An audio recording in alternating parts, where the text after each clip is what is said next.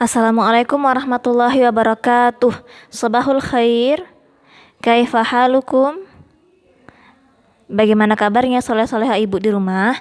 Ibu doakan semoga antum semua dalam keadaan sehat walafiat tanpa kekurangan satu apapun. Baik, hari ini kita akan kembali belajar materi tematik, yaitu tema 3 IPA. Materi ini dapat antum lihat mulai dari halaman 51. Namun sebelum kita mulai, mari kita awali dengan lafaz basmalah. Bismillahirrahmanirrahim. Materi pertama yaitu nutrisi yang dibutuhkan oleh tubuh. Silakan Ananda buka buku tematik halaman 51. Tema 3 halaman 51. Nutrisi yang pertama adalah karbohidrat. Karbohidrat merupakan sumber energi utama bagi tubuh. Jadi sumber energi atau sumber tenaga utama kita itu berasal dari makanan yang mengandung karbohidrat. Contohnya apa? Nasi, mie, roti, jagung, kentang, dan ubi. Itu contoh makanan yang mengandung karbohidrat. Jadi jangan lupa untuk mengkonsumsi makanan yang mengandung karbohidrat supaya kita dalam beraktivitas selalu bersemangat dan selalu bertenaga. Yang kedua adalah protein. Protein berfungsi untuk mengatur perbaikan pertumbuhan dan pemeliharaan organ tubuh. Tidak kalah penting dengan karbohidrat, tubuh kita juga sangat membutuhkan protein. Protein ini terbagi menjadi dua, ada protein hewani dan protein nabati. Protein hewani berasal dari hewan, sedangkan protein nabati berasal dari tumbuhan. Protein dari hewan contohnya adalah ikan, daging ayam, daging sapi, serta telur. Sedangkan contoh protein dari tumbuhan, protein nabati, contohnya seperti makanan yang berasal dari kacang-kacangan. Contohnya apa? Kacang kedelai, kemudian tempe, itu juga dari kedelai. Itu contoh protein nabati. Kemudian yang ketiga adalah lemak. Lemak fungsinya apa? Fungsinya untuk mengatur suhu tubuh dan menjaga tubuh kita dari kedinginan. Jadi lemak inilah yang menghangatkan tubuh kita ketika cuaca dingin. Lemak juga berfungsi sebagai pelarut vitamin A, D, E, dan K. Jadi pelarut vitamin itu ada dua, ada yang pertama lemak dan yang kedua air. Untuk lemak ini dia melarutkan vitamin AD atau A, D, E, dan K. Vitamin A, D, E, dan K. Lemak terbagi menjadi lemak hewani dan lemak nabati. Yang hewani dari hewan, yang nabati dari tumbuhan. Untuk yang hewani, contoh sumbernya adalah daging, telur, susu, dan ikan. Sedangkan yang nabati, contoh sumber makanannya adalah kacang tanah, kacang kedelai, dan minyak kelapa sawit. Itu untuk contoh sumber makanan yang mengandung lemak. Selanjutnya adalah vitamin. Vitamin berfungsi untuk mengatur proses kerja tubuh. Vitamin dibedakan menjadi vitamin yang larut dalam air. Nah, ini tadi. Ada vitamin yang larut dalam air, yaitu vitamin B dan C. Sedangkan ada juga vitamin yang larut dalam lemak, yaitu vitamin A, vitamin D, vitamin E, dan vitamin K. Jika tubuh kekurangan vitamin, maka nama penyakitnya disebut avitaminosis, yaitu kekurangan vitamin maksudnya. Vitamin terdapat pada buah, sayur, daging, ikan, susu, dan sebagainya.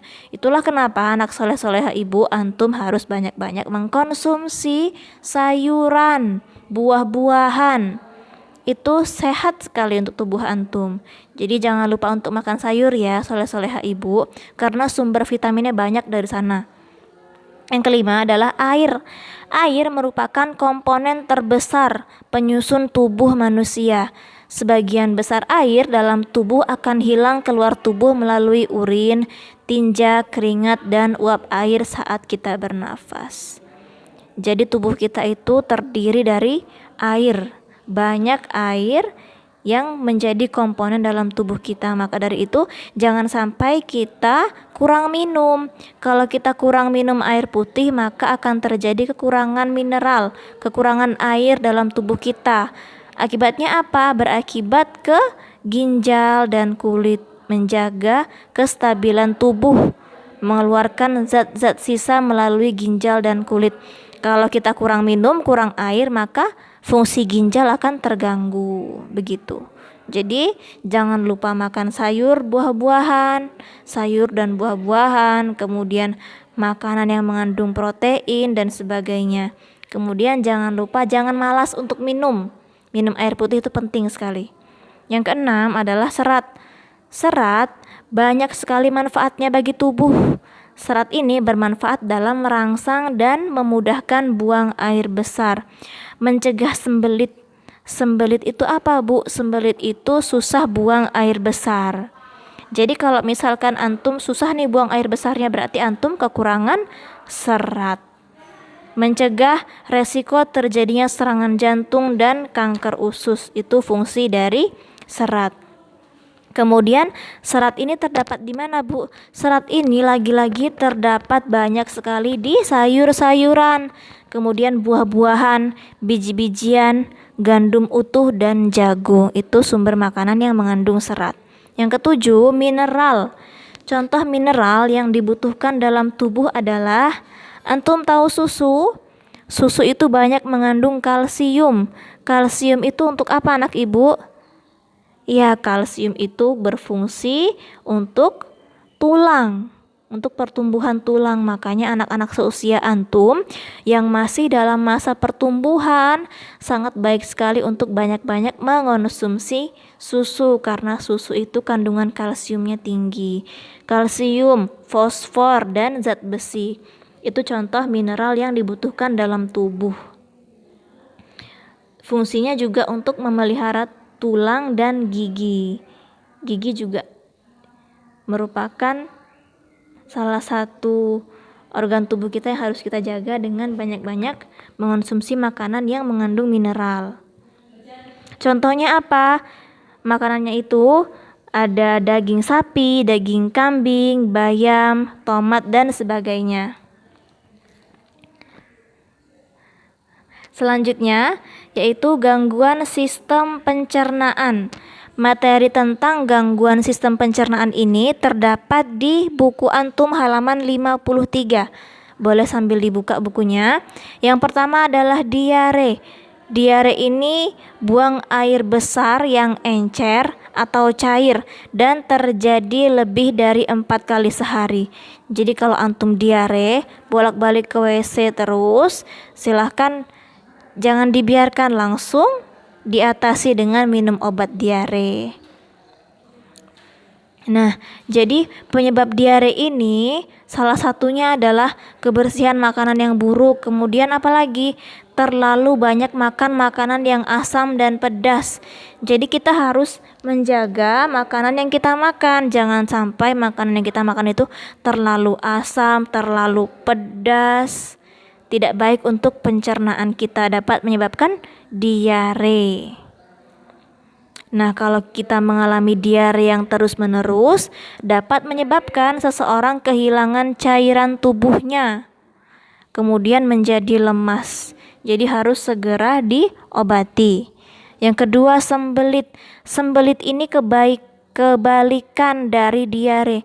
Kalau diare itu kita bolak-balik ke WC untuk BAB terus-menerus dan BAB-nya encer, sedangkan diare ini BAB-nya tidak lancar atau keras, jadi susah buang air besar, itulah sembelit. Nah, sembelit ini disebabkan oleh feses atau tinja yang terlalu keras. Kebiasaan makan makanan yang kurang berserat. Nah, kalau antum nggak mau makan sayur, nanti bisa-bisa antum mengalami yang namanya sembelit. Jadi makanlah sayur yang banyak, karena sayur itu banyak mengandung serat, sehingga dapat mencegah penyakit sembelit. Yang ketiga, radang usus buntu. Radang usus buntu terjadi karena adanya sisa kotoran yang tidak tercerna, kemudian menumpuk di usus buntu, terutama di bagian umbai cacing. Sisa kotoran yang tidak tercerna berasal dari makanan yang sulit diuraikan, misalkan biji cabai, Penumpukan kotoran menyebabkan umbai cacing menyempit dan terinfeksi kuman. Akibatnya apa? Umbai cacing akan mengalami peradangan. Kemudian bagaimana gejalanya? Gejala yang ditimbulkan antara lain perut bagian kanan bawah terasa sangat nyeri. Kemudian terasa mual disertai muntah. Terkadang mencret atau diare dan tubuh terasa demam. Kemudian apabila terjadi radang yang sudah parah, maka harus dioperasi, harus dibawa ke rumah sakit. Jangan sampai ya nak ya. Jadi silakan antum jaga baik-baik makanan yang antum makan, bergizi, kemudian sehat, bersih makanannya, terjamin. Jangan sering-sering makan makanan yang dibeli di luar. Makan aja makanan yang bunda masak di rumah. Sekali-sekali boleh beli makanan di luar, tapi jangan terlalu sering. Karena masakan bunda di rumah itu lebih terjamin. Bahan makanannya, prosesnya, kemudian kebersihannya juga gitu ya Nanda Ibu. Kemudian yang keempat, tifus. Tifus merupakan penyakit peradangan pada usus. Tifus disebabkan oleh makanan dan minuman yang tidak terjaga kebersihannya.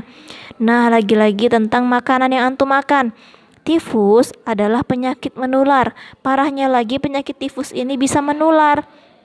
Gejala yang ditimbulkan adalah tubuh menggigil, lemas, mual, mengigau ketika tidur, demam tinggi, tubuh terasa sakit-sakit, punggung terasa sakit, kadang disertai dengan diare, kemudian sulit buang air besar. Jika terserang penyakit tifus, maka hendaknya mengonsumsi makanan yang halus agar lebih mudah dicerna. Jadi, alangkah baiknya mengenai sistem pencernaan ini, lebih baik kita mencegah dengan menjaga pola makan kita dan jenis makanan yang kita makan daripada harus mengobati penyakit yang sudah terlanjur terjadi di sistem pencernaan kita. Sebisa mungkin kita jaga. Selanjutnya, gizi buruk. Gizi buruk ini dapat antum lihat di buku tema 3 halaman 81. Materinya ada di sana. Gizi buruk itu apa, Bu? Gizi buruk itu adalah suatu kondisi di mana seseorang dinyatakan kekurangan zat gizi.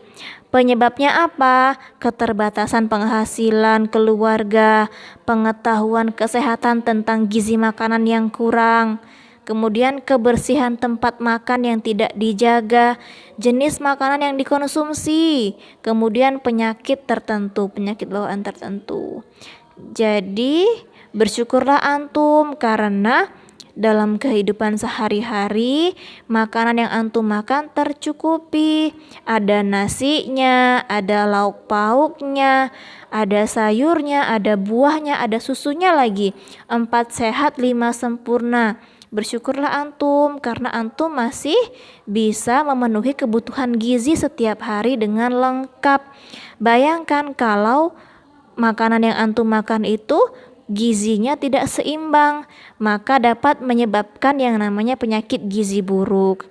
Gejalanya bagaimana, Bu? Gejalanya seorang anak itu bisa terlihat tidak bertenaga, kurang bersemangat, tidak mudah untuk konsentrasinya terganggu, daya tahan tubuhnya menurun, mudah sakit, kemudian berat badannya menurun, kurus, seperti itu ciri-cirinya salah satunya.